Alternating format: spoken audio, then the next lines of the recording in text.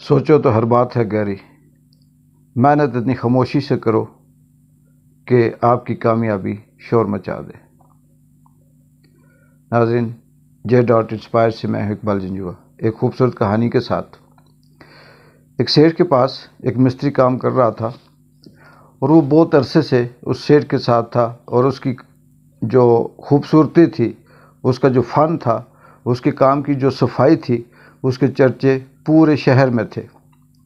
सेठ के अलावा भी जो लोग उसे काम करवाते, कुछ चीज़ बनवाते, तो वो उसे बुलाते और उसके काम की तारीफ़ करते। वो शख्स सेठ के पास काम करते करते बूढ़ा हो गया और बहुत अरसा गुजर गया।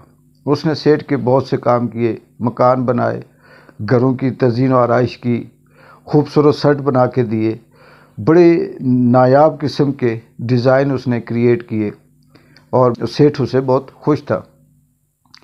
एक दिन उस मिस्त्री ने, उस कारपेंटर ने अपने सेठ से कहा कि साहब जी, अब बहुत हो गया, थक गया हूँ, बूढ़ा हो गया हूँ, अब मुझसे काम नहीं होता। मैं ये चाहता हूँ कि मैं अपने बीवी बच्चों के साथ बकिया ज़िंदगी गुजारूँ।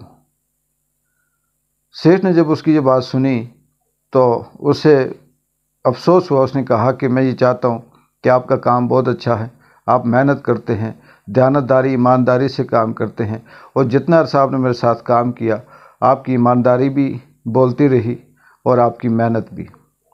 मैं ये चाहता हूँ कि जाने से पहले आप एक छोटा सा मेरा काम कर दें और उसके बाद आप चले जाएं। उसके बदले में मैं आपको कुछ पैसे भी दे दूँगा। उस मिस्त्री ने हामी भर ली। उसने कहा, चलें, जहाँ मैं इतना अरसा रहा हूँ वहाँ कुछ अरसा और भी रहकर मैं सेठ का काम कर देता हूँ और उसके बाद मैं अपने बीवी बच्चों के पास चला जाऊँगा। सेठ ने उसे कहा कि ये मेरा एक छोटा सा मकान है, ये तुम बना लो और इसके अंदर खूबसूरती से जो भी तुम सेटिंग डिज़ाइनिंग करते रहते हो वो करना और उसके बाद तुम चले जाना। वो मिस्त्री काम करता रहा।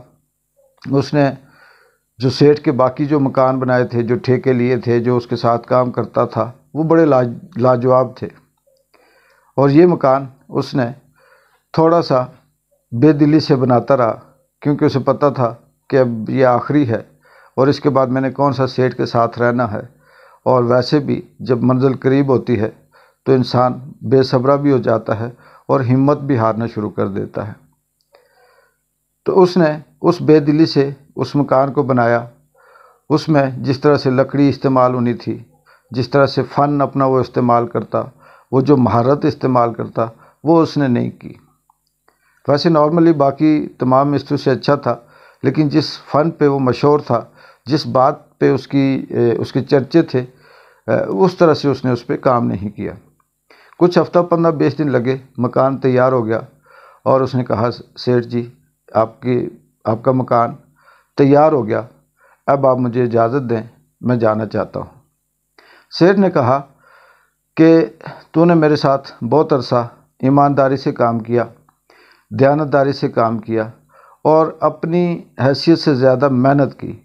मैं ये चाहता हूँ कि तुम कहीं ना जाओ। ये जो मकान है, ये मैं तुम्हें उस तुम्हारी ईमानदारी के बदले तुम्हें तोहफे में देता हूँ और ये तुम रख लो।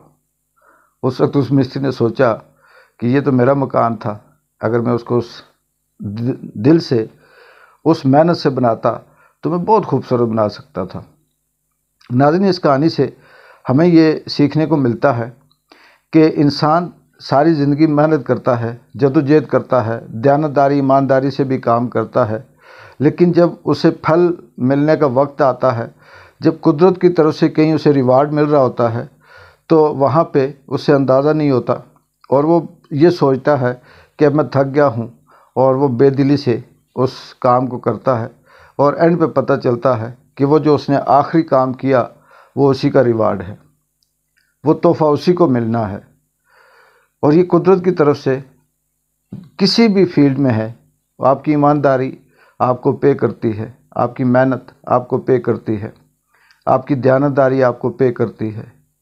और हमेशा ये याद रखें कि जो भी काम करें, जिस जज्बे से आप उसको स्टार्ट करते हैं, اور جس جذبے سے آپ اس کو آگے بڑھاتے ہیں اس کا اینڈ بھی اسی جذبے سے کیا کریں، چاہے وہ آپ کا علم ہو، چاہے وہ آپ کے امتحان ہوں، چاہے وہ آپ کی محنت ہو، چاہے وہ آپ کا فن ہو، چاہے وہ کسی چیز آپ سیکھ رہے ہیں یا آپ کسی بھی فیلڈ میں کام کر رہے ہیں، آپ اپنے اس جذبے کو شروع سے لے کے آخر تک ایک ہی لیول پہ رکھیں، اور ایک وقت آئے گا کہ آپ کو وہ جو اس کا صلہ ملے گا وہ بھی اسی لیول کا آپ کو ملے گا۔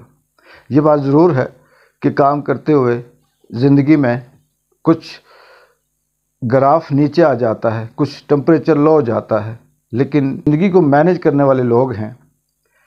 دانشوروں کا یہ کہنا ہے کہ جہاں تھک جاؤ وہاں کام کو چھوڑ دو، اور جب شروع کرو تو پھر نئے جذبے سے شروع کرو۔ اس سے یہ ہوگا کہ آپ تھکیں گے بھی نہیں، اور آپ لانگ ٹائم اپنے کام کو، سلسلے کو جاری رکھ سکیں گے۔ مجھے امید ہے کہ یہ کہانی آپ کو پسند آئی ہوگی۔ J.Inspire سے اگلی ایک خوبصورت کہانی تک اقبال جنجو کو اجازت دیں۔ اللہ حافظ۔